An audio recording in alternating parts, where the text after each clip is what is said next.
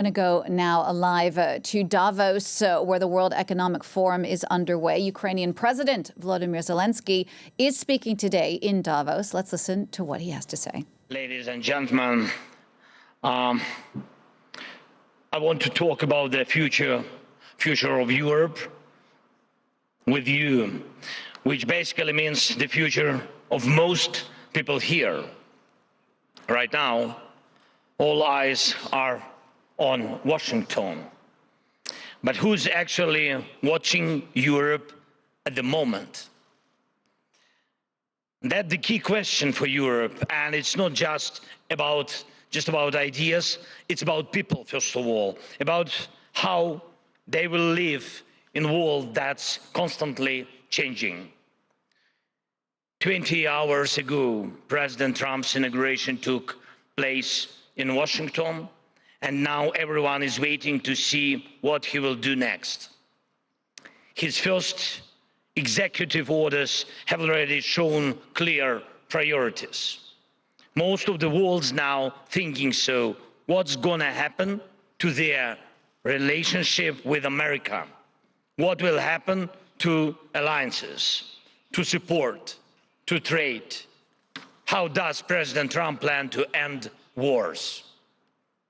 But no one is asking these kinds of questions about Europe. And we need to be honest about that. When we in Europe look at the United States as our ally, it's clear they are an indispensable ally. In times of war, everyone worries, will the United States stay with them? And every ally worry about that. But does anyone in the United States worry that Europe might abandon them someday, might stop being their ally? The answer is no. Washington does not believe Europe can bring them something that is really substantial. And I remember last year's Asia Security Summit in Singapore, the Shangri-La dialogue, and their representatives of the United States delegation openly said their top security priority is the Indo-Pacific region, the second is the Middle East and the Gulf, and only the third is Europe. And that was under the previous administration. And will President Trump even notice Europe? Does he see NATO as necessary, and will he respect EU institutions? Ladies and gentlemen, Europe can't afford to be second or third in line for its allies. If that happens, the world will start moving forward without Europe. And that's a world that will not be comfortable or beneficial for all Europeans. Europe needs to compete for the top spot in priorities, alliances, and technological development. And we are at yet another turning point, which some see as a problem for Europe, but others call a chance. Europe must establish itself as a strong global player, as an indispensable player. Let's not forget, there is no ocean separating European countries from Russia. And the European leaders should remember these battles involving North Korean soldiers are now happening in places geographically closer to Davos than to Pyongyang. Russia is turning into a version of North Korea, a country where human life means nothing. But they have nuclear weapons and a burning desire to make their neighbors' lives miserable. Even though Russia's overall economic potential is way smaller than Europe's, it produces several times more armor and military equipment than all of Europe combined. And that's exactly the path of wars Moscow chooses to take. Putin signed the new strategic deal with Iran. He already had a comprehensive treaty with North Korea. Whom do they make such deals against? Against you, against us, against Europe, against America. We must not forget about it. It's not by chance. These are their strategic priorities, and our priorities must match the challenge in politics and in defense and in economy. Such threats can only be counted and only counted together. Even when it comes to army size, Russia can field about 1.3, maybe 1.5 million troops. We've got more than 800,000 in our military.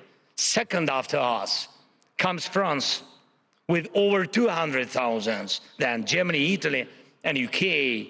Everyone else has less. This isn't a situation where one country can secure itself alone. It's about all of us standing together to mean something. For now, thankfully, the influence of Iran's regime is weakening.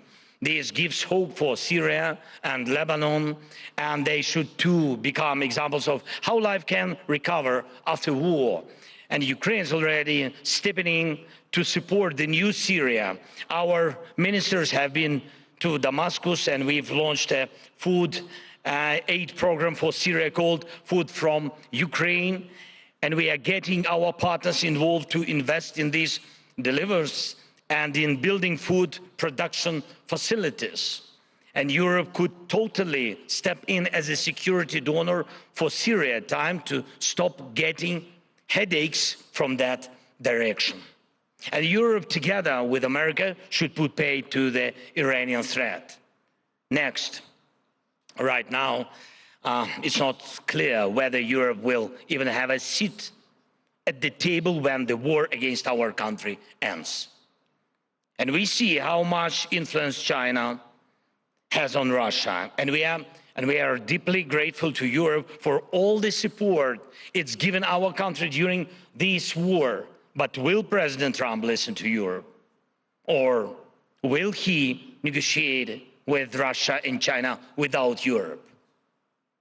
Europe needs to learn how to fully take care of itself so that the world can't afford to ignore it.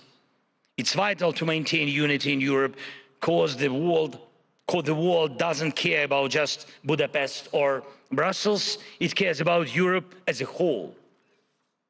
And we need a united European security and defense policy, and all European countries must be willing to spend as much on security as it truly needed, not just as much as they have gotten used to during years of neglect. If it takes 5% of GDP to cover defense, then so be it.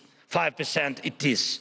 And there is no need to play with people's emotions that defense should be compensated at the expense of medicine or pensions or something else. That's really not fair. We have already set up models of cooperation for Ukraine's defense that can make all of Europe stronger. We are building drones together, including some totally unique ones that no one else in the world has. And we are producing artillery together and in Ukraine, and it's much cheaper and faster than in any other country in the world. And investing now in Ukrainian drones production is investing not only in security of Europe, but the ability of Europe to be a security guarantor for other vital regions. And we need to start building air defense systems together, ones that can actually handle all types of cruise and ballistic missiles. Europe needs its own version of the Iron Dome, something that can deal with any kind of threat. We can't rely on goodwill from a few capitals when it comes to Europe's security, and whether it's Washington, Berlin, Paris, London, Rome, or after Putin kicks the bucket, some imaginary democrat in Moscow someday. And we need to make sure no European country is dependent on a single energy supply, especially not Russia. Right now, things are on our side. President Trump is going to export more energy. But Europe needs to step up and do more long-term work to secure real energy independence. You can't keep buying gas from Moscow while also expecting security guarantees, help and backup from the Americans. That's just wrong. For example, the Prime Minister of Slovakia is not seeking access to the US gas, but does not lose hope to enjoy US security umbrella. And Europe must have a seat at the table when deals about war and peace are made. And I'm not just talking about Ukraine here. This should be the standard. Europe deserves to be more than just a bystander. With its leaders reduced to posting on X after an agreement has already been made. Europe needs to shape the terms of those deals. Next, we need a completely new, bolder approach to tech companies and technological development. If we waste time, Europe will lose this century. And now Europe is falling behind in the development of artificial intelligence. Already, TikTok's algorithms are more powerful than some governments. Already, the fate of small countries depends more on the owns of tech companies than on their laws. Already, Europe is not leading in the global tech race, falling behind both America and China. This isn't some minor issue. It's about weakness, first technological and economic, then political. And Europe is often more focused on regulation than on freedom, but when smart regulation is needed, Brussels hesitates. We should ensure maximum tech development in Europe and together make all significant decisions for the whole Europe. From weapons production to tech development, Europe must lead. And Europe must become the most attractive market in the world. And that's achievable. And finally, Europe must be able to guarantee peace and security for everybody, for itself, and for others, for those in the world who matter to Europe.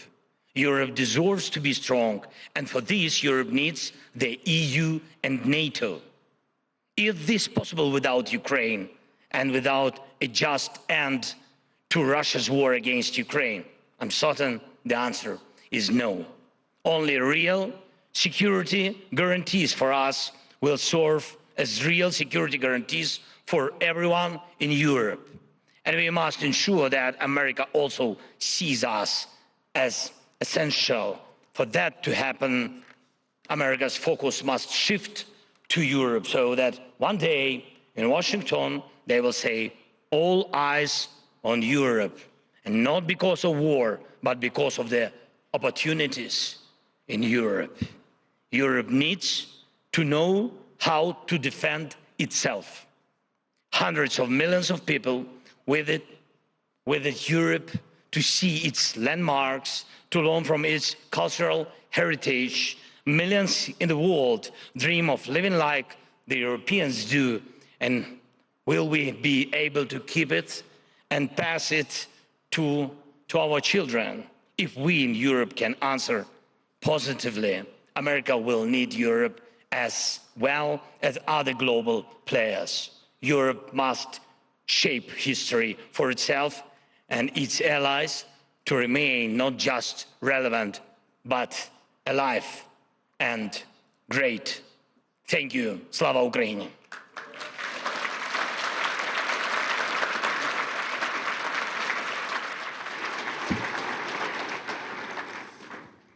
Will you speak in English or in Ukrainian?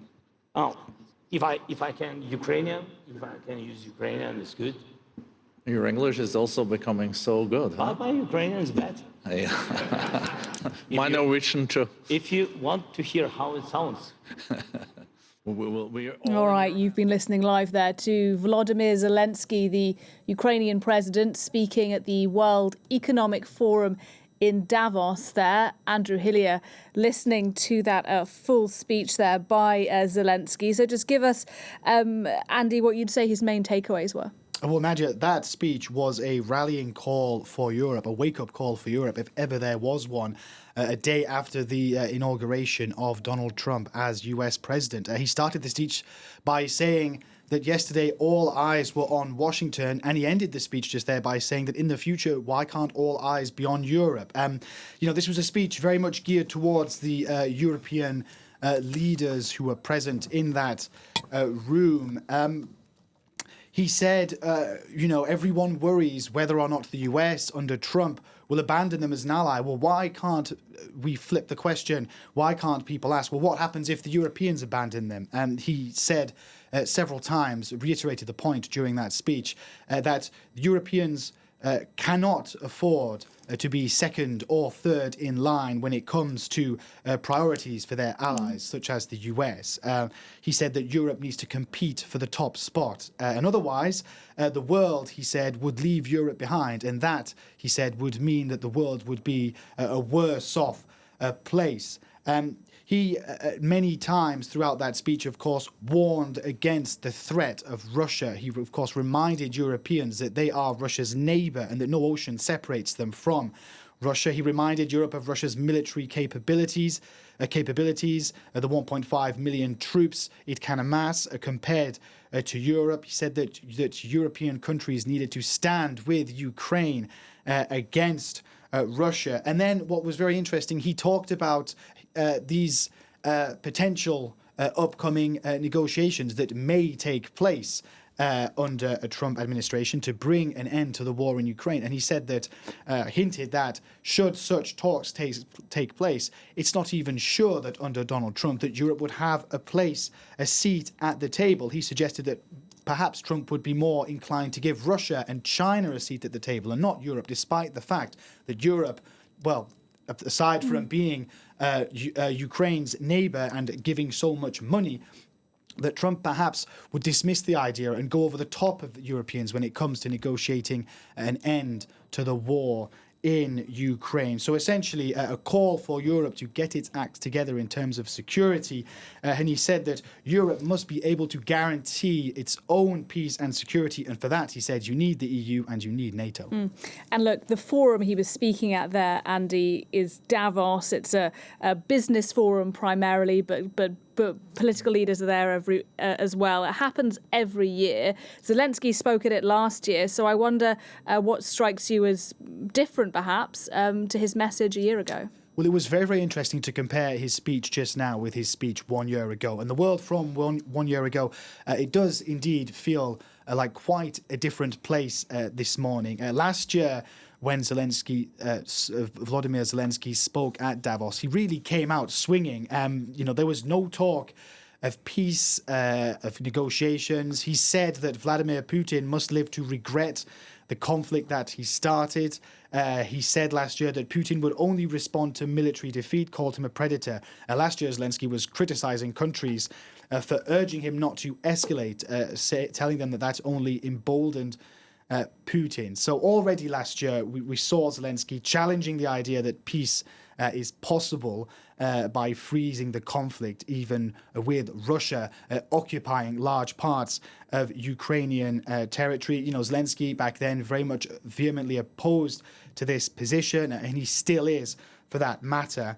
The reason Zelensky came in person last year to Davos was amid growing concerns in Kyiv that policymakers in the West were growing wary of continuing their military and financial support to Ukraine's war effort. What we're seeing now, I think, is this slow realization from Zelensky that the political reality has completely changed, and he is slowly adapting his position to that new reality, as are European leaders too.